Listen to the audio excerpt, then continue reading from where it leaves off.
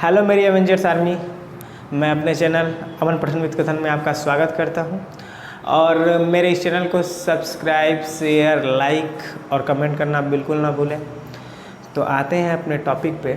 देखिए, आज मैं क्लास 10 का लाइट रिफ्लेक्शन एंड रिफ्रैक्शन वाला चैप्टर, जो बहुत ही इंपॉर्टेंट है बोर्ड के दृष्टिकोण से, और हिंदी में बोले तो प्रकाश परावर्तन एवं अपवर्तन। तो सबसे पहले जिस टॉपिक से शुरू करते हैं वो टॉपिक प्रकाश। प्रकाश क्या है? प्रकाश की वजह से ही हम इतनी खूबसूरत दुनिया को देख सकते हैं। जितनी भी खूबसूरती है नेचुरल या आर्टिफिशियल जो भी है, सारी चीज़ों को हम देख सकते हैं, और उनको देखने के लिए हमें चाहिए क्या? लाइट। तो अगर कोई पूछ दे कि व्हाट इज़ लाइट, तो light is a form of energy which help us to see invisible things. Hindi में क्या कहेंगे? प्रकाश ऊर्जा का एक रूप है जिसकी सहायता से हमें वस्तुओं को देखने में सहायता मिलती है। मतलब कि अगर किसी भी वस्तु को देखना है तो हमें लाइट का नीड होगा, एकदम रिक्वायरमेंट है कि हमें लाइट चाहिए। अब पढ़ते हैं प्रॉपर्टीज़ ऑफ लाइट। तो मतलब कि हर एक व्यक्ति के पास उनका कुछ प्रॉपर्टी होता है, उनका कुछ नेचर होता है। तो वैसे ही लाइट के पास भी कुछ प्रॉपर्टीज़ हैं। उन प्रॉपर्टीज़ पे थोड़ा सा हम नज़र मार लेते हैं, देखते हैं। प्रकाश ऊर्जा का एक रूप है। ये सबसे बड़ी चीज़ है कि ऊर्जा एनर्जी का है ही एक फॉर्म है ये प्रकाश। जब हम 9th में कार्य ऊर्जा और सामर्थ्य जब बताएंगे तो वहाँ पे मैं चर्चा करूँगा कि ऊर्जा कितने टाइप्स के होते हैं। तो यहाँ पे बस ये समझिए कि प्रकाश ऊर्जा का ही रूप है, या फिर ये कह सकते हैं light is a form of energy. CBSE वाले, प्रकाश सीधी रेखा में चलती है। हाँ, तो प्रकाश एकदम सीधी रेखा में चलेगी, टेढ़ा मेढ़ा नहीं चलता है, जिग-जैग मोशन में नहीं चलता है। और उसको इंग्लिश में बोले तो light travels in straight line. ठीक है। उसके बाद से थर्ड है, प्रकाश निर्वात में चलता है तथा इसकी चाल 3 × 10⁸ मीटर प्रति सेकेंड होती है निर्वात में। मतलब कि light can travel in vacuum and its speed is 3 × 10⁸ metre per second. तो मतलब कि प्रकाश निर्वात में, निर्वात का मतलब क्या है? वैक्यूम बोलते हैं इंग्लिश में उसको। वैक्यूम का मतलब होता है जहाँ एयर प्रेजेंस ना हो, एयर का प्रेजेंस ना हो, वायु नहीं होता है, कुछ भी नहीं होता है वहाँ पे। निर्वात का मतलब कुछ नहीं होगा, एकदम वैक्यूम होगा, पूरा खाली होगा, वहाँ पे वायु का भी कोई भी कण या कुछ भी नहीं होगा। तो निर्वात में हमारी जो प्रकाश है वो चल सकती है। जैसे साउंड के लिए मीडियम चाहिए, ठोस, द्रव या गैस, लेकिन हमारे प्रकाश अगर निर्वात होगा तो उसमें भी ट्रेवल कर सकता है। फोर्थ है, प्रकाश द्वैत प्रकृति का होता है। द्वैत प्रकृति का मतलब होता है ड्यूअल नेचर। ड्यूअल नेचर का मतलब कि दोहरा, मतलब कि जैसे होता है ना कि सुपर हीरोज़ वाली मूवी में आप लोग देखते हैं कि मतलब कि उनके 2 कैरेक्टर्स होते हैं। जैसे एवेंजर्स, सब लोगों ने देखे, एवेंजर्स में हर एक कैरेक्टर जो होता है, जो सुपर हीरोज होते हैं, उनके 2 कैरेक्टर होते हैं, एक कॉमन मैन वाले और एक सुपर हीरोज वाली। जैसे हल्क को ले लीजिए, आयरन मैन को ले लीजिए, कैप्टन अमेरिका ले लीजिए, एंट मैन, और बहुत सारे कैरेक्टर उसमें हैं। तो वो द्वैत प्रकृति, प्रकाश भी द्वैत प्रकृति का होता है। द्वैत प्रकृति का मतलब क्या होता है? उसमें पार्टिकल का भी एक गुण होता है और वेव। 2 तरीके से हम प्रकाश को पढ़ते हैं। तो हम एक तो पढ़ते हैं पार्टिकल के थ्रू, मतलब पार्टिकल का भी उसमें गुण होता है और तरंग, वेव का भी गुण होता है। तो प्रकाश जो होता है वो द्वैत प्रकृति का होता है, ड्यूअल नेचर का होता है।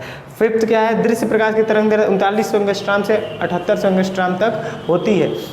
मतलब कि जो भी हमारे विजिबल लाइट्स होते हैं वो इस वेवलेंथ के बीच में अगर होंगे तो ही हमें दिखाई देंगे, वही विजिबल होंगे या वही हम देख सकते हैं। तो दृश्य प्रकाश की तरंग दैर्घ्य 3900 एंगस्ट्रॉम से 7800 एंगस्ट्रॉम तक होती है, या फिर बोल सकते हैं visible light wavelength is 3900 angstrom to 7800 angstrom. इसको बोल सकते हैं light has a dual nature और इन इट्स पार्टिकल नेचर, मतलब पार्टिकल का भी नेचर होता है और वेव का भी नेचर पाए जाते हैं, दोनों नेचर होते हैं। और लास्ट है कि light has a phenomena like reflection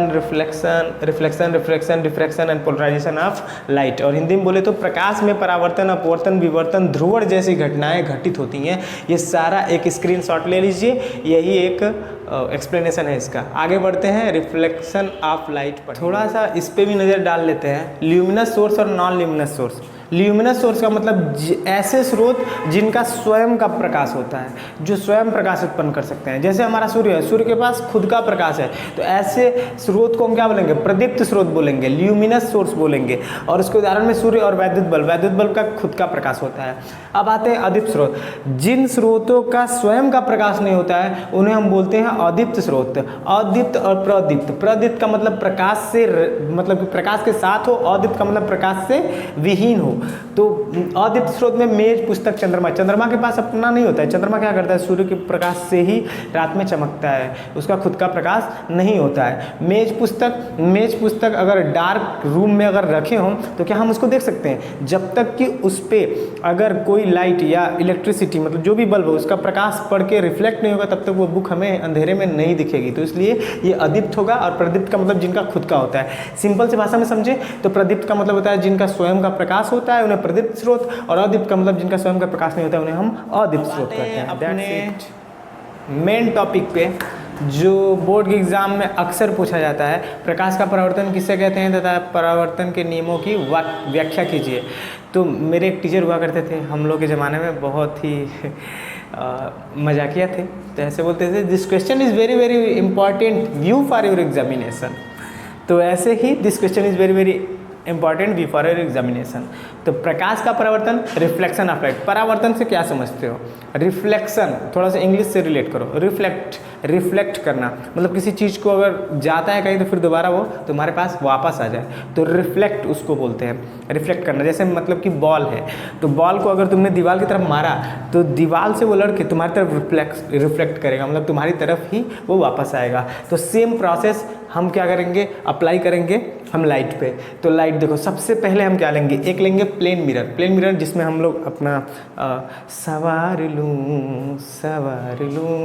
आप लोग अपने बालों को, अपने मेकअप वेकअप जो भी करते हो, तो प्लेन मिरर समतल दर्पण लोगे और उसको क्या करोगे, पीछे से कलई कर दोगे। कलई को बोलते हैं पेंट कर दोगे। जैसे सिल्वर जो होता है बहुत ज़्यादा रिफ्लेक्ट करता है लाइट को, but silver is very costly, so paint किया जाता है किससे, एल्यूमिनियम से, कि थोड़ा सा सस्ता पड़े, बट सिल्वर सबसे ज़्यादा रिफ्लेक्ट करता है लाइट को, ये बात याद रखना। तो इसको हम पीछे क्या करेंगे, कलई कर देंगे। कलई का मतलब पेंट कर देंगे। पेंट करने से क्या होगा कि ये अपारदर्शी बन जाएगा, एंड ट्रांसपेरेंट बन जाएगा, जिसकी वजह से अपारदर्शी हो जाने की वजह से मतलब लाइट आर पार नहीं जाएगा। तो अब हम क्या करेंगे, जैसे आप लोग छोटे जब थे तो देखते होंगे कि कई बच्चे जो होते हैं वो धूप में मतलब दर्पण आईने को ले जाके और क्या करते हैं, धूप में रखते हैं, तो वो रिफ्लेक्ट करता है और दीवार पे दिखता है, तो बच्चा थोड़ा सा और उससे खेलता है और इधर उधर रिफ्लेक्ट करता है। सेम प्रोसेस यहाँ पे वही होगा। देखो क्या होगा, अब ये मेरा एक प्लेन मिरर है, प्लेन मिरर को मैंने क्या कर दिया, पॉलिश कर दिया, जो मैंने यहाँ पे दिखाया हुआ है। अब उस पर मैं क्या करूँगा, एक प्रकाश की किरण को इंसिडेंट कराऊंगा। इंसिडेंट का मतलब क्या, आपतित कराना। आपतित कराने का मतलब क्या है, गिराऊंगा। तो मैंने एक इंसिडेंट कराया, मतलब एक किरण को गिराया। अब वो जिस पॉइंट पे इंसिडेंट करेगा, गिरेगा, उस पॉइंट को बोलेंगे पॉइंट ऑफ इंसिडेंस, या बोलेंगे उसको आपतन बिंदु। हिंदी वाले इंग्लिश वाले कंफ्यूज मत होना, समझते रहना। पॉइंट ऑफ इंसिडेंस सीबीएसई वाले, और आपतन बिंदु बोलेंगे इसको हम जहाँ पे वो गिरेगा, इंसिडेंट होगा, और इंसिडेंट होने के तुरंत बाद वो उसी डायरेक्शन में रिफ्लेक्ट कर जाएगा। देखो अगर मैंने बॉल लिया और बॉल को अगर ऐसे मारा, एक एंगल पे अगर मैंने इस सरफेस पे मार, तो वो उसी एंगल से क्या होगा, रिफ्लेक्ट हो जाएगा। मान लो यहाँ पे बॉल है, बॉल को मैंने इस पर फेंका, तो जहाँ पे वो बॉल गिरी, पटकी गई, वो पॉइंट ऑफ इंसिडेंस हो जाएंगी, और वहाँ से जब वो रिफ्लेक्ट करेगा तो उसको हम बोलेंगे रिफ्लेक्टेड रे, मतलब कि वो परावर्तित किरण हो जाएगा, और इंग्लिश में बोलते हैं उसको रिफ्लेक्टेड रे बोलेंगे। ये यहाँ तक क्लियर है। अब देखो ये चीज़ मैंने क्या खींची हुई है, तो ये क्या है, ये आपतन बिंदु से होता हुआ एक राइट एंगल बनाएंगे। राइट एंगल का मतलब समकोण बनाएंगे, मतलब कि एक बहुत ही स्ट्रेट लाइन, जिसे हम क्या नाम दिया हमने, अभिलंब, उसको इंग्लिश में बोलते हैं नॉर्मल। अब देखो between normal and incident ray क्या हो रहा है, एक एंगल क्रिएट हो रहा है। उस एंगल को हम क्या बोलेंगे, आपतन कोण हिंदी में, और एंगल ऑफ इंसिडेंस इंग्लिश में, और उसको हम डिनोट करते हैं एंगल आई से। ये क्लियर हो गया। अब नॉर्मल और रिफ्लेक्टेड रे के बीच में ये जो एंगल क्रिएट हो रहा है, उस एंगल को बोलेंगे हम परावर्तन कोण, और उसको हम इंग्लिश में बोलेंगे angle of reflection. I think सारे टर्म मैंने इसमें समझा दिए हैं। अब इसको हम डिफाइन कैसे करेंगे, तो डिफाइन करने का बहुत ही आसान सा तरीका है। जब हम किसी समतल दर्पण पर एक प्रकाश की किरण को गिराते हैं, तो गिरने के पश्चात वो उसी मार्ग में वापस लौट जाता है, तो ऐसी प्रक्रिया को प्रकाश का परावर्तन कहते हैं।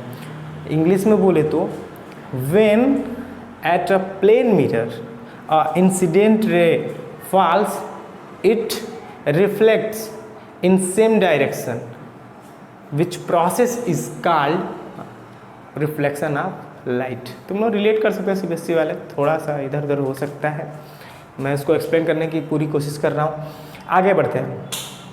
अब यहाँ पे मैंने सारे टर्म्स भी तुम्हें समझा दिए, ठीक, लेकिन फिर से मैं रिपीट कर देता हूँ। यहाँ पे मैंने लिख दिया है आपतित किरण। आपतित किरण कौन सी है? ये है, मतलब गिरने वाली किरण कौन सी है? ये है AO, लिख दिया AO।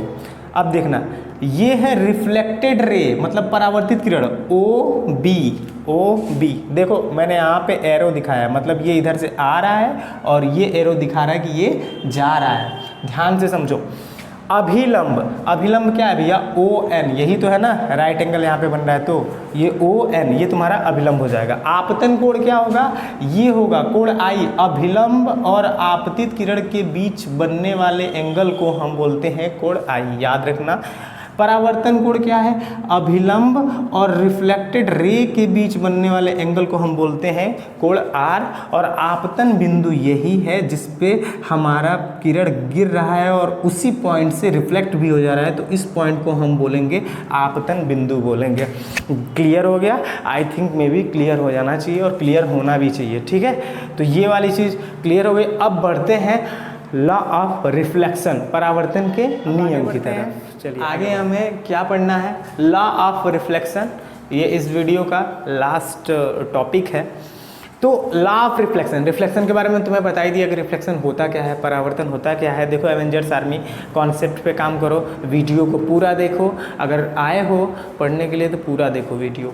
देखिए अब क्या है, आपतित किरण, परावर्तित किरण तथा अभिलंब तीनों एक ही तल में होता है। ये होता है हमारा पहला रूल, याद रखो। देखो ये हो गया तुम्हारा आपतित किरण, मैंने बताया था तुमको, इंसिडेंट रे ये है, और ये हो गया तुम्हारा परावर्तित किरण, और ये हो गया तुम्हारा अभिलंब। इसको अभिलंब बोलते हैं, मतलब नॉर्मल बोलते हैं, इसको इंसिडेंट रे, इसको रिफ्लेक्टेड रे। तो ये तीनों एक ही तल में होते हैं। देखो तो एक ही जगह मीट कर रहे हैं। मान लो अगर इसको हम एक पेपर मान लें, तो इस पेपर पे ही सारे मीट कर रहे हैं। ऐसा नहीं कि पेपर के ऊपर या पेपर के नीचे या पेपर के कहीं बाहर मीट कर रहा है, एक ही तल पे मीट कर रहे हैं। अगर ये मेरा एक हाथ है, इसी पे इंसिडेंट रे भी आ रहा है और इसी पे पॉइंट ऑफ इंसिडेंस भी है, मतलब इसी पे मेरा आपतित किरण भी आ रहा है, आपतन बिंदु भी इसी पे है और इसी बिंदु से रिफ्लेक्ट भी हो रहा है। तो मतलब सारी चीज़ें मेरे हाथों पर ही हो रही है, मतलब एक ही सरफेस पे सारी चीज़ें हो रही हैं। तो पहला है आपतित किरण, परावर्तित किरण तथा अभिलंब तीनों एक ही तल में होंगे, ये बात याद रखना। अब आते हैं कोण I इक्वल टू कोण R। इसका मतलब क्या है कि अगर हम किसी बाल को अगर 45 डिग्री पे फेंकते हैं, मान लो ये ज़मीन है, यहाँ पे मैं खड़ा हूँ हाथ में अपने बॉल लेके, और बॉल लेके उसको फेंकता हूँ, तो वो अगर मैंने उसको 45 डिग्री पे फेंका है तो 45 डिग्री पे ही वो रिफ्लेक्ट करेगा, वो न ज़्यादा न कम, ऐसा नहीं होना है। अगर 30 डिग्री पे वो इंसिडेंट हो रहा है तो वो 30 डिग्री पे ही रिफ्लेक्ट होगा, ये इसका रूल कहता है। तो आई थिंक अब तुम्हें समझ में आ गया होगा, इसीलिए मैंने लिखा है कोण I इक्वल टू कोण R, मतलब कि जितने डिग्री पे अगर इंसिडेंट हो रहा है तो उतनी ही डिग्री पे रिफ्लेक्ट भी होगा, ये बात याद रखना। पहला रूल है आपतित किरण, परावर्तित किरण तथा अभिलंब तीनों एक ही तल में होते हैं। इंग्लिश में बोले तो incident ray, reflected ray and normal lie on a same plane, मतलब कि एक ही तल पे होंगे। और सेकंड क्या कहता है? सेकंड ये कहता है angle of incidence is always equal to angle of reflection, that's it.